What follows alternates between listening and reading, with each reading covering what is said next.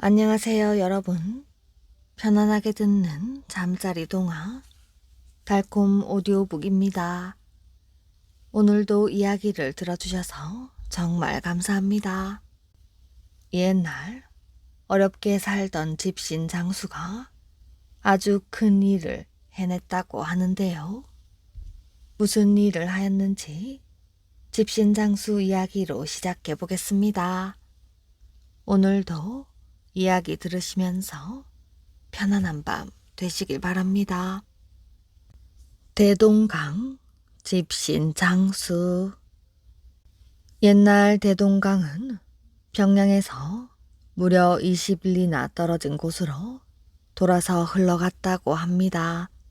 그래서 평양 사람들은 물 때문에 무척 고생을 많이 했답니다. 한번 물을 길러가면 왕복 40리를 걸어가야 했으니 오죽 힘들었을까요? 안악들도 빨래를 하기 위해 먼 길을 걸어 다녀야 했습니다. 그런데 그 당시 평양에 집신 장수가 살고 있었지요. 이 사람은 집신을 팔아 그 돈으로 겨우겨우 생계를 이어가고 있었지요. 하루는 집신 장수가 집신을 모두 팔고 나서 그 돈으로 쌀을 사려고 장터를 돌아다니고 있었습니다. 집신 장수는 지게를 짊어진 채 여기저기 기웃거렸지요. 그런데 한 장사꾼이 눈길을 잡아 끌었습니다. 그는 고기를 잡아 파는 물고기 장수였지요. 그 사람 앞에는 팔뚝만한 잉어가 놓여 있었습니다. 집신 장수는 호기심에 커다란 잉어를 유심히 바라보았지요. 그러자 신기하게도 그 커다란 잉어가 집신 장수를 빤히 쳐다보는 것이 아니겠어요? 그것 참 신기한 잉어로구나. 집신 장수가 그렇게 중얼거리며 다가가자 잉어의 눈에서 갑자기 눈물이 흘렀습니다. 그리고 더욱 애타는 눈빛으로 집신 장수를 쳐다보는 것이었지요. 참 불쌍하기도 하지. 내가 하루 굶는 한이 있더라도 저 잉어를 구해 주어야지. 이렇게 생각한 집신 장수는 물고기 장수에게 물어보았지요. 이 잉어 값이 얼마요? 이 잉어는 매우 비싸다오. 이렇게 큰 잉어는 워낙 귀한 거라서. 집신 장수는 집신 판 돈을 꺼내 한 푼도 남기지 않고 모두 물고기 장수에게 건네주었습니다. 물고기 장수는 돈을 세어보더니 고개를 끄덕이며 말을 했지요. 조금 모자라지만 가진 걸 모두 내놓았으니 당신에게 팔겠소. 집신 장수는 얼른 지게를 내려놓고 그 위에 잉어를 조심스럽게 얹었습니다. 그리고 행여 잉어가 죽을 새라 대동강을 향해 달리기 시작했지요. 어휴, 힘들어. 강이 왜 이렇게 먼 거야? 평양 한가운데로 흐르면 사람들이 다 좋아할 텐데. 집신 장수는 투덜거리면서도 뜀박질을 멈추지 않았지요. 마침내 집신 장수는 숨을 헐떡거리며 대동강에 도착을 했습니다. 다행히 잉어가 그때까지 살아있어 집신 장수는 잉어를 안고 강가로 내려갔지요. 자, 네가 살던 곳으로 가거라. 집신 장수는 잉어를 강가에 놓아주었습니다. 그런데 신기하게도 잉어는 곧장 달아나지를 않고 그 앞에서 헤엄을 치며 집신 장수를 쳐다보았습니다. 그 앞을 몇 번이나 왔다 갔다 하는 모습이 마치 살려주셔서 고맙습니다 하고는 말하는 것 같았지요. 집신 장수는 잉어를 향해 손을 흔들어 주었답니다. 다시는 잡히지 말고 잘 살거라. 집신 장수는 터덜터덜 왔던 길을 되돌아가기 시작했지요. 그런데 얼마 가지 않아 웬 소년을 만나게 되었답니다. 소녀는 초립을 쓰고 있었는데 환한 얼굴에 귀티가 나는 모습이었지요. 소녀는 공손히 인사를 하며 말을 했습니다. 어르신, 잠깐 저를 따라오시지요. 집신장수는 난데없는 소년의 말에 잠시 머뭇거렸지요. 하지만 곧 무엇에 홀린 듯 말없이 소년의 뒤를 따라갔습니다. 소년은 왔던 길을 되돌아가서 다시 대동강으로 갔지요. 강에 이르자 소년이 말을 했습니다. 어르신, 저와 함께 물속으로 가시지요. 사람이 어떻게 물속으로 갈 수 있겠느냐? 물에 들어가면 당장 숨이 막혀 죽을 텐데. 제 등에 업히세요. 그러면 숨이 막히지 않고 물속으로 들어갈 수 있습니다. 뭐라고? 그러는 너는 도대체 누구냐? 놀라지 마십시오. 저는 용궁에 사는 용왕의 셋째 아들인데 세상 구경을 하고 싶어 대동강에 나왔다가 낚시꾼에게 잡히고 말았답니다. 그런데 어르신께서 구해주신 덕분에 다행히 목숨을 건졌지요. 아버지께서 이 일을 아시고 어르신을 모셔오라 하여 사람으로 몸을 바꾸어 이렇게 온 것입니다. 그렇다면 아까 그 잉어가 바로? 그렇습니다. 바로 저입니다. 집신 장수는 그제야 안심을 하고 소년의 등에 업혔지요. 소년은 집신 장수를 업자마자 강물로 풍덩 뛰어들더니 물 아래로 내려갔습니다. 소년의 말대로 집신 장수는 물 속에서도 전혀 호흡이 곤란하지 않았지요. 한참 물 속으로 들어가자 으리으리한 궁궐이 나타났습니다. 그곳은 바로 용궁이었지요. 12대문을 차례로 열고 들어가자 비단 옷을 입은 신하들이 줄지어 서 있었습니다. 위엄 있게 앉아있는 용왕은 금빛 옷을 입고 있었고 머리에는 잔호관을 쓰고 있었지요. 내 아들의 은인이 왔구먼. 자, 이리 오시오. 집신 장수는 용궁에서 큰 대접을 받았답니다. 커다란 상에 처음 보는 맛난 음식이 가득 차려져 있었지요. 마침 배도 고픈 터라 입에서 살살 녹는 음식을 배가 터지도록 먹었습니다. 그리고 사흘 동안 용궁에서 머물면서 꿈 같은 시간을 보냈지요.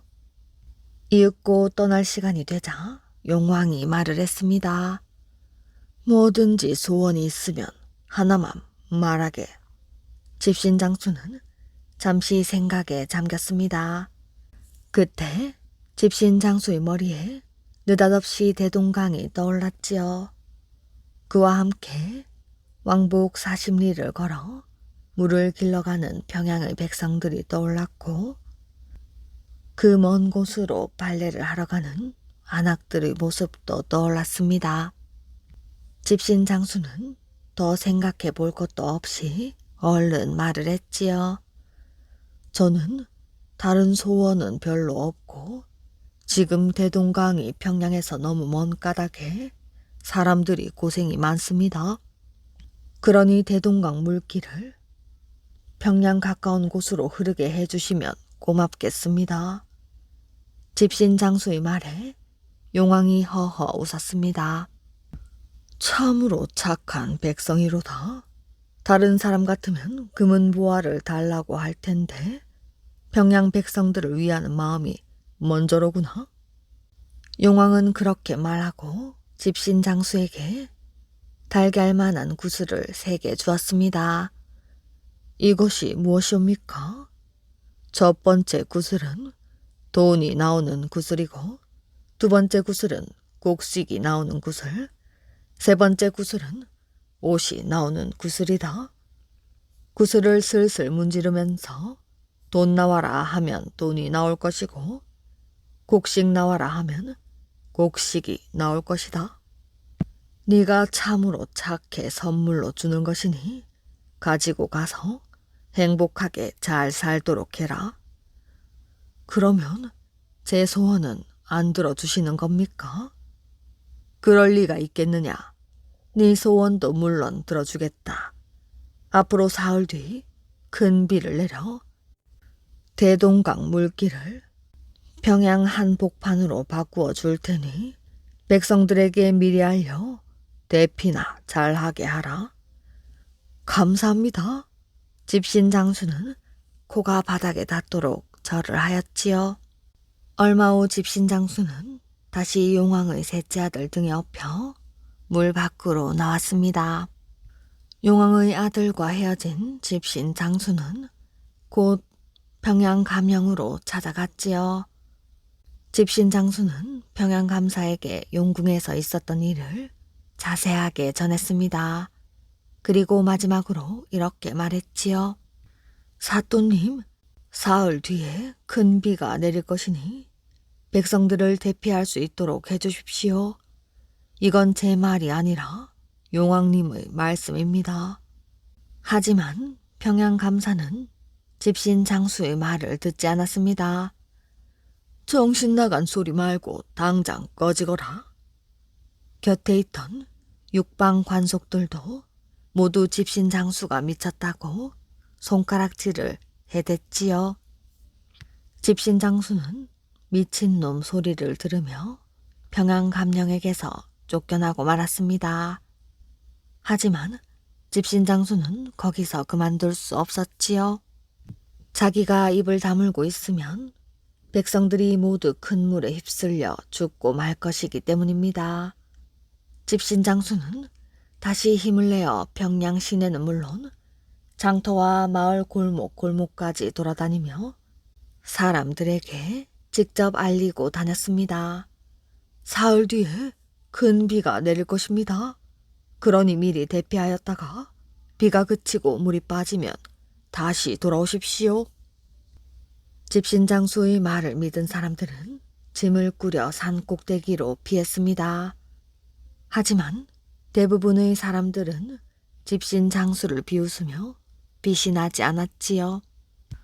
결국 사흘이 지나 용왕이 비를 내리겠다고 한 날이 되자 갑자기 천둥 번개가 치면서 거센 비가 쏟아졌습니다.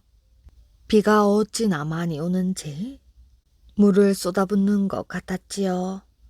얼마 지나지 않아 작은 동네는 물론 시내까지 모두 물이 차 평양은 온통 물바다가 되었습니다. 비는 사흘 밤낮을 내린 뒤 그쳤지요.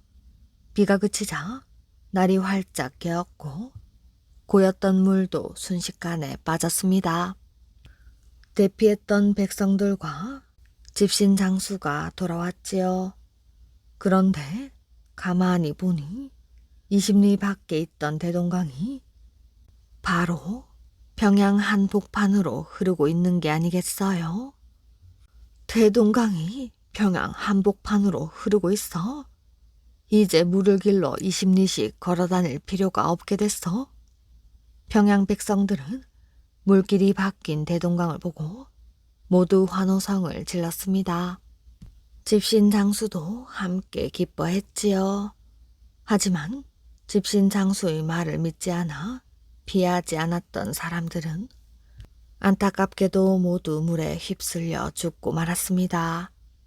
평양 감사도 또 집신 장수를 비웃던 평양 감령의 벼슬아치들도 모두 돌아오지 못했지요. 그 뒤로 평양 백성들은 물 걱정을 하지 않고 편하게 살게 되었답니다. 그리고 집신 장수는 용궁에서 받아온 요술구슬을 이용해 큰 부자가 되어 행복하게 잘 살았다고 합니다. 색시를 물어온 호랑이. 옛날에 홀 어머니를 모시고 사는 젊은이가 있었습니다. 어느 날 젊은이는 산에 나무를 하러 갔지요. 지게를 내려놓고 한참 도끼질을 하는데 어디선가 호랑이 울음소리가 들렸습니다. 어휴, 이제 난 죽었구나. 젊은이는 심장이 얼어붙는 것 같았지요. 호랑이 울음소리는 가까운 곳에서 들렸습니다. 귀 기울여 들어보니 울음소리가 약간 이상했지요. 몸이 아파 울부짖는 소리 같았습니다. 무섭고 떨리면서도 궁금증이 생긴 젊은이는 용기를 내어 호랑이 가까이 다가갔지요. 큰 호랑이가 땅바닥을 뒹굴며 입에서 피를 흘리고 있었습니다. 목에 가시가 걸린 모양이군. 젊은이는 호랑이가 불쌍하게 생각이 되었습니다. 그래서 호랑이 입을 벌려 목구멍을 살펴보았지요. 목에 은 비녀가 걸려 있었습니다. 요놈 봐라. 금방 여자를 잡아먹은 개로구나. 하는 짓은 괘씸하지만 비녀부터 빼주자. 젊은이는 호랑이의 입에 손을 넣어 비녀를 뽑았습니다. 호랑이가 말을 했지요. 감사합니다. 당신은 제 평생의 은인이십니다. 이 은혜는 반드시 갚도록 하겠습니다. 호랑이는 절을 수없이 했습니다. 사람 잡아먹는 호랑이가 은혜는 무슨? 젊은이는 호랑이의 말을 한 귀로 흘려버렸지요. 다음 날 아침, 젊은이는 시끄러운 소리에 눈을 떴습니다. 이게 무슨 소리지? 젊은이는 방문을 열고 밖을 내다보았지요. 아니, 이럴 수가? 젊은이는 깜짝 놀랐지요. 통나무들이 담장 너머로 날아들어와 마당에 떨어지는 것이 아니겠어요? 어제 만난 호랑이의 짓이었습니다. 은혜에 보답하려고 나무를 해오다니 호랑이가 참 기특한데. 그날 이후에도 호랑이는 아침마다 어김없이 통나무를 가져왔던 것입니다. 젊은이는 이제 할 일이 없어졌지요. 그리고 형편도 나아졌습니다. 젊은이는 색시를 얻고 싶어 어머니에게 애원을 하였지요. 노총각으로 언제까지 살아야 하나요? 어머니, 여자를 좀 구해주세요. 그때 마침 호랑이가 젊은이의 말을 우연히 들었습니다. 장가를 드셔야지요. 걱정하지 마세요. 제가 신부감을 구해드릴게요. 다음 날 호랑이는 아름다운 색시를 물어왔습니다. 이른 새벽, 젊은이는 마당에 쓰러져 있는 색시를 발견하였지요. 그는 색시를 허겁지겁 방 안으로 옮겨 놓았습니다. 색시는 반나절 만에 정신을 차렸지요. 색시의 아버지는 나는 새도 떨어뜨린다는 정승이었습니다. 색시는 결혼 날짜를 받아놓고 혼숙감을 준비하던 중 호랑이에게 봉변을 당한 것입니다. 젊은이는 색시가 무척 마음에 들었지요. 색시 역시 착하고 부지런한 젊은이가 마음에 들었지요. 두 사람은 만난 지 한 달 만에 혼례식을 올렸답니다. 혼례식을 마친 뒤 젊은이는 근심에 빠졌지요. 처가에 다녀와야 할 텐데 선물을 준비할 수가 없었던 것입니다. 젊은이는 어머니께 걱정거리를 털어놓았지요. 어머니, 처가에 어떻게 다녀오지요? 선물도 없고 탈 것도 없고. 젊은이가 어머니에게 하는 말을 호랑이가 다시 엿들었습니다. 호랑이는 마을로 달려갔지요. 마침 황초시 댁에서 환갑 잔치가 벌어지고 있었습니다. 호랑이는 부엌에서 술, 고기 등 잔치 음식을 훔쳤지요. 그리고 마국 안에 들러 손님들이 타고 온 여러 말들 가운데서 튼튼한 말 2匹를 골랐습니다. 드디어 젊은이는 호랑이 덕분에 처갓집에 갈 수 있게 되었지요. 딸이 돌아오자 정승댁은 발칵 뒤집어졌습니다. 호랑이에게 물려가 죽은 줄만 알았는데 신랑까지 데리고 살아 돌아왔으니 집안 식구들이 뛸 듯이 기뻤지요. 정승은 큰 잔치를 베풀었고 젊은이 어머니를 불러 같이 살 집을 마련해 주었답니다. 그리하여 젊은이는 서울 생활을 시작하게 되었습니다. 세월이 흐르고 흘러갔지요. 젊은이의 머릿속에서 호랑이는 완전히 잊혀져 갔습니다. 그러던 어느 날 서울 한복판에 늙은 호랑이가 모습을 드러냈지요. 호랑이는 닥치는 대로 사람들을 물어 죽였습니다. 임금님은 군사들을 풀어 호랑이 사냥을 명했지요. 그러나 호랑이가 어찌나 사납고 날쌘지 번번이 놓치고 말았답니다. 임금님은 화가 머리끝까지 났습니다. 수백 명의 군사가 그까짓 호랑이 한 마리를 못 잡는단 말이냐? 그런 실력으로 너희들이 대궐을 지키고 있다니 한심하구나. 군사들은 얼굴을 들지 못하였습니다. 임금님은 방방곡곡에 다음과 같은 방문을 써붙이도록 명하였지요. 호랑이를 잡는 자에게는 1000냥의 상금과 장군의 벼슬을 내리겠노라. 이때쯤 젊은이가 사는 집에 호랑이가 나타났습니다. 젊은이는 호랑이를 금방 알아보았지요. 오, 아직 살아있었구나. 참으로 오랜만에 뵙습니다. 젊은이와 호랑이는 반갑게 인사를 나누었지요. 호랑이가 말을 했습니다. 저는 죽을 날이 가까웠습니다. 언제 죽을지 그 날짜까지 압니다. 그래서 드리는 말씀인데 내일 정오에 종로로 나와 주십시오. 그랬다가 저를 발견하는 즉시 총을 쏘세요. 저를 겨냥하지 않고 쏘아도 괜찮습니다. 다음 날 종로 거리에 호랑이가 나타났습니다. 호랑이는 미친 듯 거리를 누비며 사람들을 마구 해쳤지요. 이때 젊은이가 총을 들고 거리로 나섰습니다. 그는 위협하듯이 공중을 향해 총을 쏘았지요. 그러자 이상한 일이 벌어졌습니다. 총을 맞지도 않았는데 호랑이가 힘없이 거꾸로 지는 것이었지요. 시뻘건 피를 토하고 몸을 부르르 떨더니 곧 숨을 거두었습니다. 우와, 호랑이가 죽었다. 숨어있던 사람들이 쏟아져 나와 호랑이 주위로 몰려들었지요. 그들은 만세를 불렀습니다. 그러나 젊은이의 눈에는 눈물이 그렁그렁 했습니다. 부채장수, 달력장수 아내. 옛날에 부채 장사를 하는 사람이 있었습니다.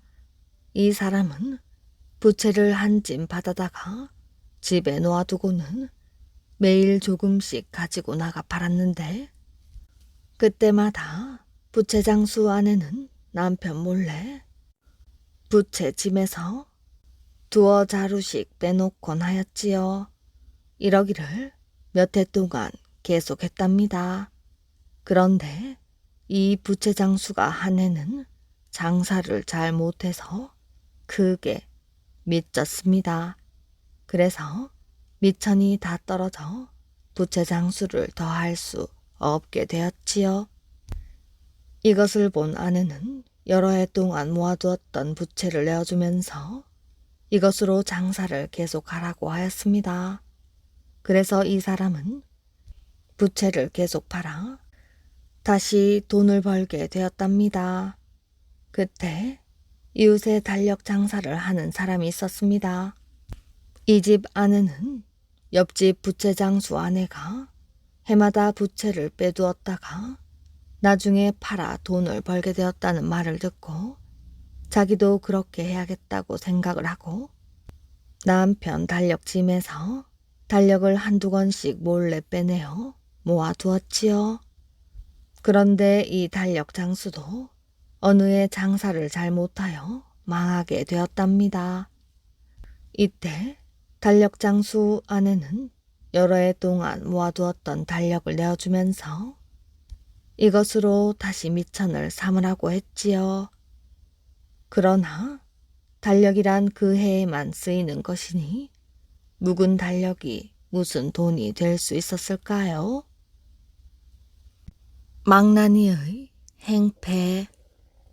옛날 어떤 사람이 성품이 교활하여 남에게 골탕 먹이는 것을 좋아하였습니다.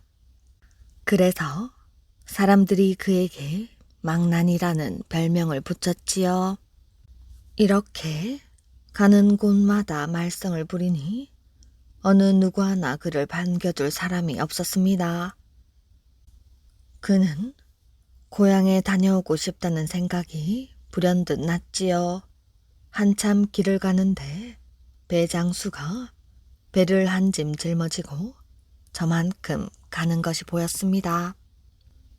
견물생심이라 배를 보자 먹고 싶은 생각이 간절하였지요. 수중에는 돈 한 푼 없고 설사 돈이 있더라도 제 값을 주고 사 먹을 생각은 아니었습니다.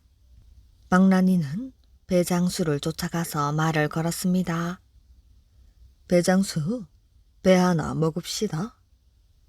배장수는 배를 몇 개 팔 수 있으려나 보라고 무거운 짐을 낑낑거리며 내려놓고 뒤를 돌아보았지요. 그러나 그 사람이 돈을 가지고 있는 것 같지 않았지요. 망나니는 배장수가 지게를 내려놓는 것을 보고 돈이 있는 척을 하였습니다. 배 하나에 얼마요? 한 개에 2푼이요. 서너 개만 주시오. 당신 돈이 있어? 이 양반이 사람 나고 배 낳지 배 나고 사람 낳나? 배란 본래 사람이 먹는 것이니 서너 개 그냥 준다고 안 될 거야 없지 않소? 이보시오. 내가 땀을 뻘뻘 흘리며 당신 같은 사람에게 적선하러 짊어지고 다니는 줄 아시오? 다 먹고 살려고 하는 노릇이지. 배장수는 그냥 가려고 하였지요. 그러자 망나니는 배장수에게 말을 했습니다.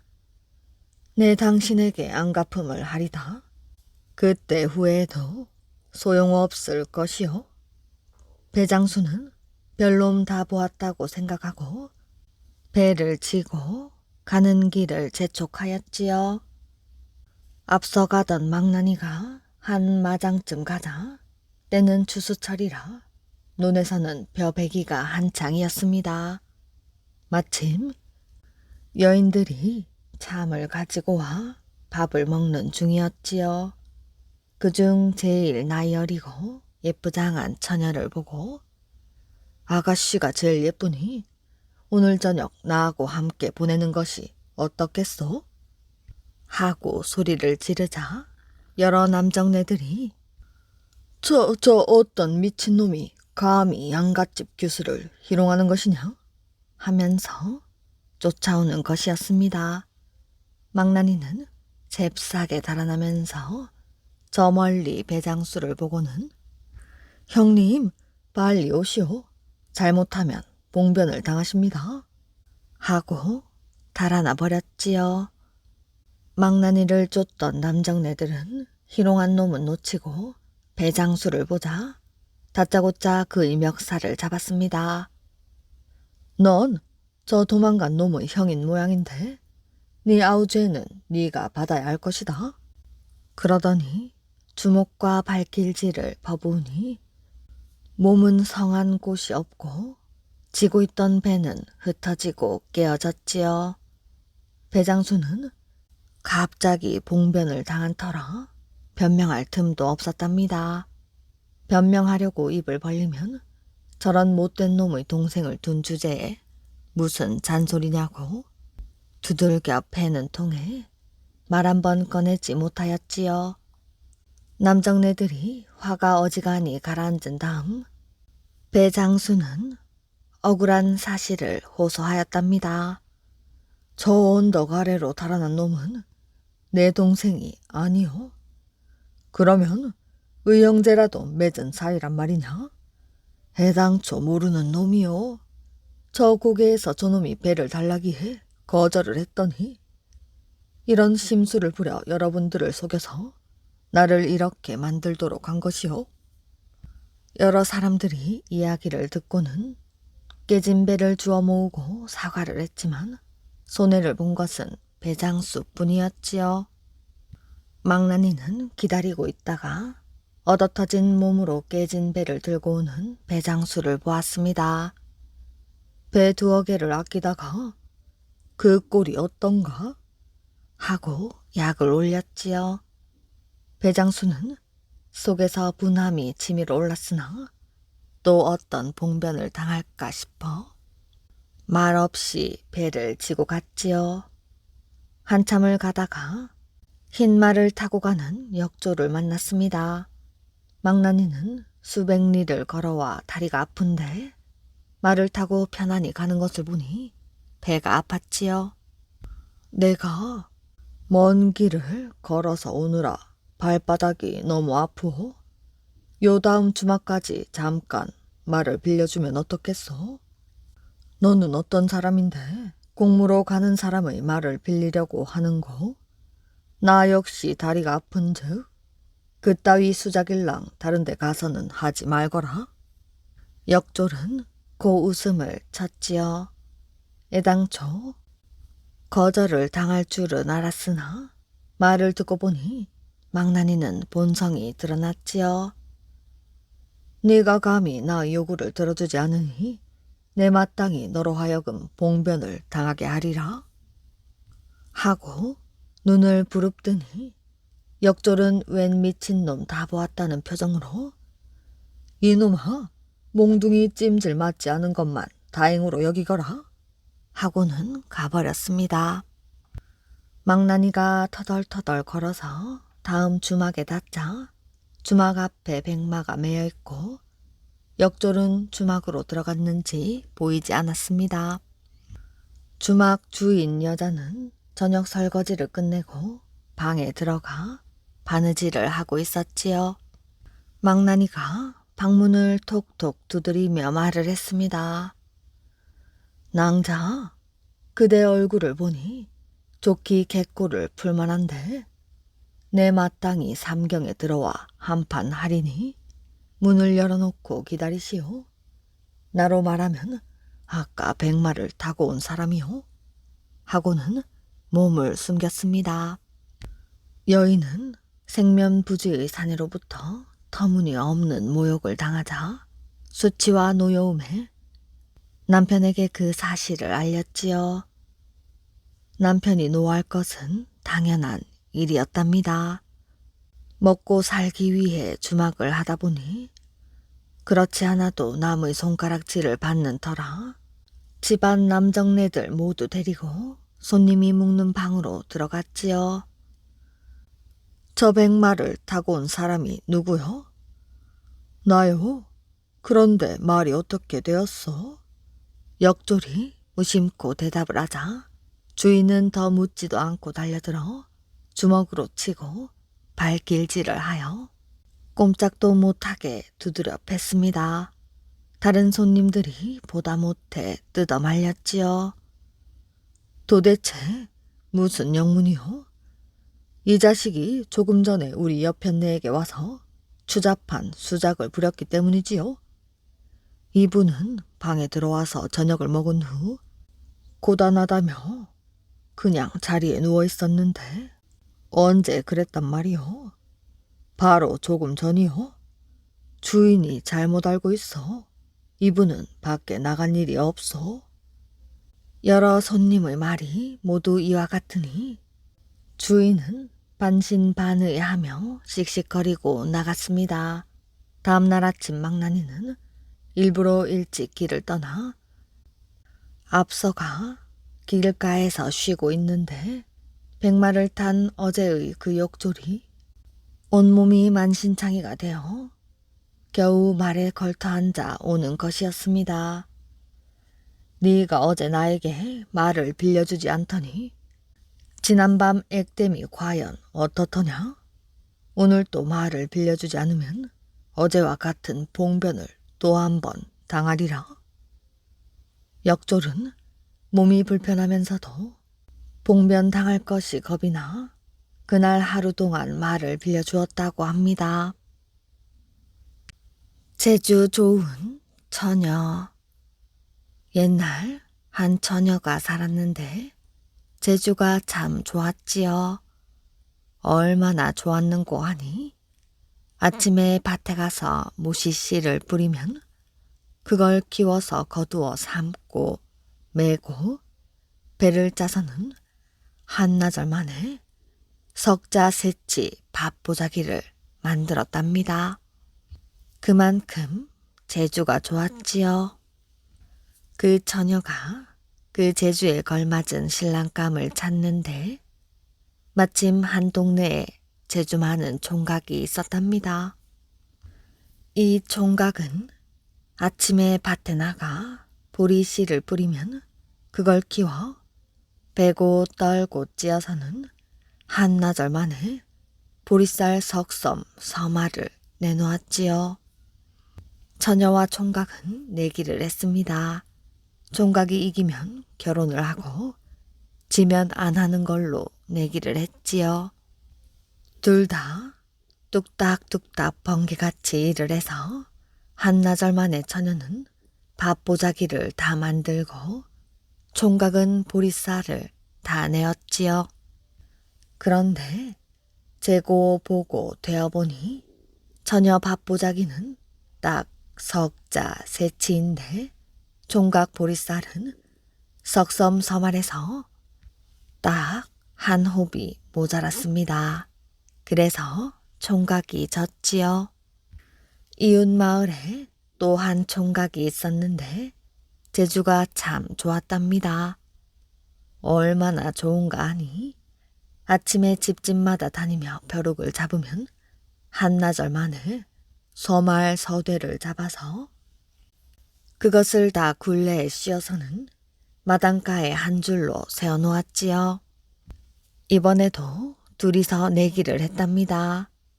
총각이 이기면 결혼을 하고 지면 안 하는 걸로 내기를 하였지요. 둘 다 쓱싹쓱싹 번개같이 일을 해서 한나절 만에 처녀는 밥보자기를 다 만들고 총각은 벼룩 굴레를 다 씌워놨습니다. 그런데 총각 벼룩이 딱 한 놈 굴레를 벗고 도망을 갔지요. 그래서 또 총각이 졌습니다. 내기에서 진 총각이 화가 나서 처녀를 냉큼 들어다가 집어 던졌습니다. 너무 힘껏 집어 던지니 하늘 높이 날아가서는 전라도까지 갔지요. 황해도에서 전라도까지 날아갔습니다.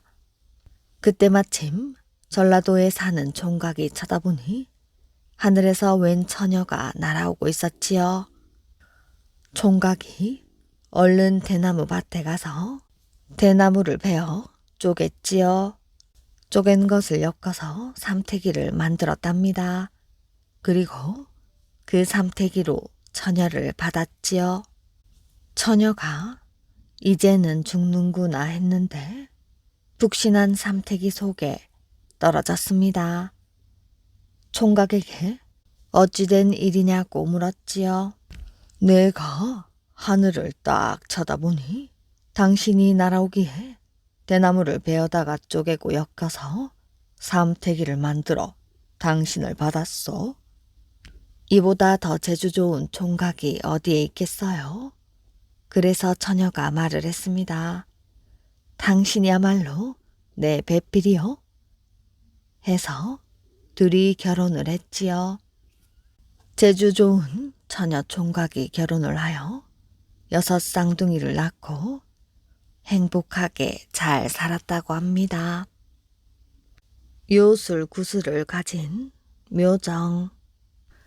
신라 원성왕 때 왕은 황룡사의 지혜 스님을 대궐로 초대를 하여 50일 동안 화엄경을 강의하는 법회를 열었습니다. 황룡사의 못생긴 어린 중 묘정은 언제나 스님들과 법회에 참석했던 여러 귀족들이 식사를 하고 나면 우물에 와서 그릇을 씻는 것이 일이었지요. 대궐에서 열린 법회라 어느 때의 모임보다도 화려했습니다. 모인 사람들은 남자 여자 할 것 없이 모두 비단 옷을 입고 머리에는 금관 아니면 은관을 쓰고 허리에도 금 요패가 아니면 은 요패로 장식을 하였지요.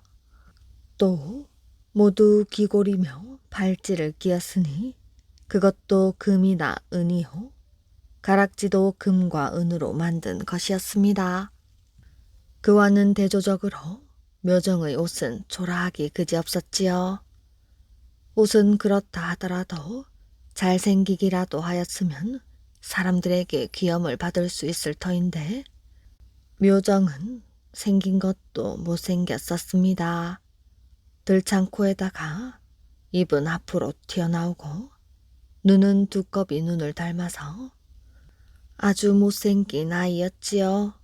그래서 부모도 없는 불쌍한 묘정이지만 누구 하나 동정해 주는 사람이 없었습니다. 오직 자기를 반가워하는 것이 있다면 그릇 씻을 때마다 금광정 우물 속에서 밥알을 얻어먹으려고 나오는 자라 한 마리가 있을 뿐이었지요. 묘정은 동물이라 하더라도 자기를 반겨주니 그것이 고마워 그릇에 붙은 밥을 한데 모아두었다가 자라가 나오면 먹이곤 하였답니다. 법회가 시작된 지 40여일이 지난 어느 날 묘정은 전과 같이 금광정 우물에서 그릇을 씻었지요. 그릇 씻는 소리를 들은 자라는 불쑥 솟아 물 위로 나왔습니다. 묘정은 모아두었던 밥알을 주면서 농담으로 말을 했습니다. 절어요. 나는 이제 며칠만 있으면 이곳을 떠나 절로 돌아간다. 나는 그동안 너한테 밥알을 주었는데 너는 나한테 무얼 선물할래? 자라는 말을 알아들었는지 섭섭한 표정을 짓더니 물속으로 들어가 버렸답니다. 묘정이 그릇을 다 씻고 일어나려 할 때쯤 자라가 다시 나타났는데 입에 새빨간 구슬을 물고 있었지요. 자라는 고개를 끄덕끄덕 흔들면서 이 구슬을 선물로 줄 터이니 받으라는 신용을 하였습니다. 묘정은 새빨간 구슬을 허리끈에 메어 찼지요. 묘정이 씻은 그릇을 짊어지고 주방으로 갔더니 아까와는 달리 고양주 스님이 달려나와 그릇을 받아내리면서 말하였습니다. 참 수고하였소. 이렇게 어려운 일만 해서 어쩌나. 내일부터는 그릇을 찢지 말고 내 곁에서 잔 심부름이나 하오. 고양주 보살은 아주 친절하게 대해주었지요. 묘정은 난생 처음 사람에게서 사랑을 받아본 것이었습니다. 다음 날 지혜법사가 주방을 지나다가 묘정을 보았습니다. 이러한 사미가 우리 절에 있었던가? 내 곁에 두고 심부름이나 시키겠다. 법사는 이렇게 말하면서 묘정을 데리고 갔지요. 우물 속의 자라가 갖다 준 그 구슬은 남에게 귀여움을 받는 여의주였던 것이지요. 묘정을 데리고 간 지혜법사는 어디를 가나 묘정을 데리고 다녔습니다. 며칠 후 법회를 마치고 임금께 인사를 하러 가는 데에도 법사는 묘정을 데리고 갔지요. 원성왕은 묘정을 보자 곧 마음에 들어 대궐에 두어 달라고 정하였습니다. 지혜법사는 묘정을 떼어놓기가 서운했지만 임금의 청이라 할 수 없이 묘정을 대궐에 남겨두고 절로 돌아갔지요. 그래서 묘정은 임금 곁에 있게 되었답니다. 대궐에서 입는 비단 옷을 입고 머리에는 금빛 관을 쓰고 허리에는 은빛 요패를 둘렀지요. 얼마 후 임금이 신임하는 신하가 당나라의 사신으로 가면서 묘정도 함께 가면 당나라 황제가 기뻐할 것이라고 하였습니다. 원성왕도 그럴듯하여 이를 허락하였지요.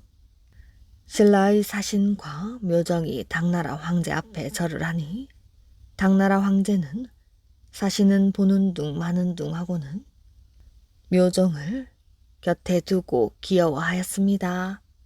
그날 저녁 크게 잔치를 차리고 당나라의 백관들과 학자들을 불러 신라의 사신을 환영하였지요. 당 황제는 마음에 드는 묘정을 여러 사람에게 자랑하고 싶었던 것입니다. 신라의 사신과 당의 백관들과 학자들이 같은 자리에 둘러 앉았으며 묘정은 황제의 곁에 앉았지요. 모든 백관들과 학자들은 묘정이라는 어린아이가 황제 곁에 앉았으므로 그저 신기하게 바라보았습니다. 모두 임금이 주는 술과 음식을 즐겁게 드는데 그중 한 노인은 술도 음식도 별로 들지 않았지요. 그는 처음부터 새별 같은 눈으로 묘정의 얼굴만 유심히 바라보고 있었답니다. 모든 사람들이 술 기운에 기분이 좋아졌을 때 노인은 조심스럽게 일어나 임금 앞에 엎드렸습니다. 폐하, 곁에 앉아있는 묘정이란 소년의 얼굴에는 아무리 보아도 좋은 상이라고는 찾아볼 수가 없습니다. 그러면서도 여러 사람에게 귀엽게 보이는 것은 이상한 일이지요. 필시 몸에 이상한 물건을 갖고 있는 것 같으니 살펴보시옵소서 하고 절을 한 다음 물러섰습니다. 황제도 그럴듯하여 신하들에게 묘정의 몸을 조사해보라고 명령을 하였지요. 묘정의 허리에 차고 있던 구슬이 발각되고 말았습니다. 황제는 구슬을 보더니 크게 노하여 불호령을 내렸습니다. 나에게는 원래 4개의 여유주가 있었다. 지난 여름 감쪽같이 그중 한 개를 잃어버렸는데 이 여유주가 바로 그것이다. 네가 이것을 어떻게 가지고 있는 것이냐? 묘정은 무서워 벌벌 떨면서 지난 이야기를 사실대로 말을 했습니다. 듣고 있던 황제는 날짜를 헤아려 보더니 빙그레 웃으며 이렇게 말하였습니다. 네가 자라에게 받았다는 날짜와 내가 구슬을 잃어버린 날이 같은 날이다. 이것은 네가 훔친 것이 아니고 자라가 훔친 것이니 너에게는 죄를 묻지 않겠다. 이 구슬을 두고 돌아가거라. 신라로 돌아온 묘정은 다시 황룡사 우물에서 그릇을 씻었지요. 이제 묘정을 귀여워하는 사람은 아무도 없었답니다. 묘정은 당나라 황제에게 어찌나 혼이 났던지 다시 귀여움받고 호사하고 싶은 생각이 없었지요. 노수신과 아내. 노수신은 젊었을 적 송도에 갔다가 어느 여관에 묵게 되었습니다. 한길과 가까운 방에 혼자 있는데 밤이 깊자 한 노인이 찾아왔지요. 등 불을 끈 어둠 속에서도 환히 보이는 백발의 노인이었는데 신선 같아 보였습니다. 노인은 매우 점잖고 위엄있게 말하였지요. 조금 뒤에 어떤 선비가 그대를 사위로 삼겠다고 정하러 올 것이요. 그러면 지체 말고 따르구려. 노인은 그 말을 남기고 사라져버렸습니다. 노수신은 별일이 다 있다며 어리둥절하다가 잠이 깨었지요. 꿈을 꾸었던 것입니다. 별 이상한 꿈도 다 있구나. 노수신이 이런 생각을 하고 있는데 갑자기 중년의 선비가 찾아왔습니다. 이 밤중에 무슨 일로 오셨습니까? 갑작스런 청이지만은 까닭은 묻지 말고 오늘 밤 안으로 내 딸과 혼례를 올려야겠소. 깜짝 놀랄 일이었지요. 노수신은 꿈에 나타난 노인의 부탁도 있고 해서 일이 심상치 않았음을 깨달았습니다. 혼인같이 큰 일을 부모의 승낙도 없이 가볍게 한다는 것은 도리에 어긋났지만 자기도 모르게 고개를 끄덕여 승낙하고 말았지요. 노수신은 정말로 신비스러운 힘에 이끌리듯 선비를 따라갔습니다. 조촐 하나마 격식에 맞추어 혼례를 올렸지요. 신방에서 아름다운 신부와 마주 앉았을 때는 꿈이 아니기를 바라고 싶을 만큼 마음이 황홀해졌답니다. 노수신은 여태 이토록 아름답고 슬기로워 보이는 여인은 보지도 듣지도 못했던 것이지요. 노수신은 며칠을 꿈꾸듯 보냈답니다. 그러다 얼마 후 부인에게 한시 바삐 집으로 함께 가자고 말을 했지요. 하지만 부인은 어쩐 일인지 반대를 했지요. 가닥이 있어 지금은 함께 가지 못합니다. 그러나 훗날 반드시 복된 자리에서 만나게 될 터이니 먼저 돌아가셔서 열심히 공부하십시오. 노수신이 아무리 권해도 부인은 같은 말만 되풀이할 뿐이었지요. 손수 만든 옷과 도포를 주며 재촉하였답니다. 오늘은 꼭 떠나십시오. 노수신이 마지못해 떠나려 하자 부인은 당부를 했습니다. 부디 이 시구절을 외워두십시오. 그러면 꼭 영광된 날이 올 것입니다. 외로운 돛단배가 밤비에 젖어가네. 부인은 시 한 구절을 적어주었답니다. 고향으로 돌아온 노수신은 바로 과거에 합격을 하고 벼슬을 얻었지요. 그 뒤로도 몇 차례 부인이 있는 송도에 가서 함께 서울로 가자고 권하였지요. 그러나 부인은 여전히 때가 아니라며 노수신을 혼자 보내곤 하였답니다. 어느 날 노수신은 대궐에서 선조 임금을 모시고 이야기를 하고 있었습니다. 그는 저도 모르게 꾸벅꾸벅 졸면서 그 시 구절을 정승맞게 읊었지요. 외로운 돛담배가 밤비에 젖어가네. 선조 임금은 그 꼴이 하도 괴이하였는지 노수신을 흔들어 깨우고 까닭을 물었습니다. 노수신은 숨길 수 없어 연유를 자세히 설명하였지요. 선조 임금은 당장 아무런 말은 안 했으나 노수신이 물러간 뒤에 바로 사람을 송도에 보냈습니다. 그리고 노수신의 아내를 몰래 대궐에 불러들이게 하였지요. 선조는 노수신의 아내를 보고 슬기롭고 아름다운 용모에 감탄을 하였답니다. 그리고 그와 혼인한 연유를 듣게 되었지요. 원래 노수신의 아내는 7살 때부터 이상한 꿈을 한 달에 한 번씩 꾸었답니다. 그의 아버지도 같은 날 같은 꿈을 꾸었는데 꿈에 백발 노인이 나타난 것이지요.